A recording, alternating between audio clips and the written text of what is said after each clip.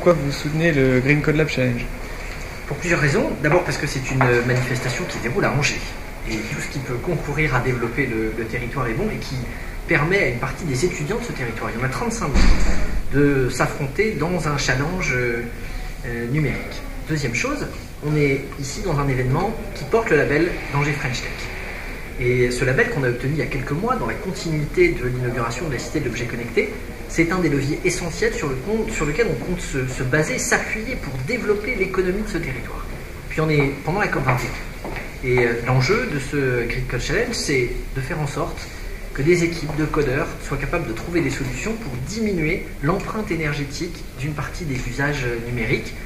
Et on voit bien que c'est un enjeu, parce qu'aujourd'hui, le poids que pèse d'ores et déjà en termes de consommation électrique Internet est très important, et il va plus que doubler dans les années qui viennent. Donc si on est capable de diminuer cette empreinte, c'est bon globalement aussi pour la planète. Une occasion de se surpasser, une occasion de valoriser le pôle universitaire angevin, une occasion de porter haut les couleurs d'Angers French Tech, une occasion de faire du bien à la planète.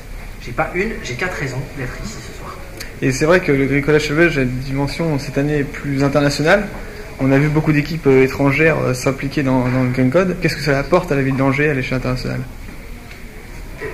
Il faut bien comprendre qu'aujourd'hui, les frontières, elles sont pas seulement près de chez nous, elles sont pas seulement physiques.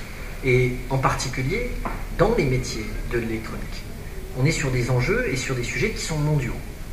Rayonner à l'international, participer à des événements internationaux, ça ne doit pas être quelque chose d'exceptionnel, ça doit devenir le plus souvent possible une occasion de pouvoir se tester à ce qu'est déjà le marché économique, les dimensions du business, en particulier autour des sujets qui touchent à l'IoT. Et il y a quelques jours, moi j'étais en train d'assurer la promotion de la ville d'Angers à Austin, qui est notre ville jumelle, qui est aussi un des lieux très forts de la tech aux États-Unis. On vient d'ailleurs de passer un partenariat à la fois avec la ville d'Austin et avec un accélérateur de croissance là-bas, pour que certaines startups angevines puissent être incubées pendant une part de leur incubation aux États-Unis pour pouvoir attaquer ce marché nord-américain, pour pouvoir trouver potentiellement des partenaires ou des investisseurs là-bas, à partir d'une idée simple. C'est qu'il ne faut pas seulement avoir une ambition régionale, il ne faut pas seulement avoir une ambition nationale, il faut aujourd'hui que les jeunes qui créent leur boîte, ils aient une ambition mondiale.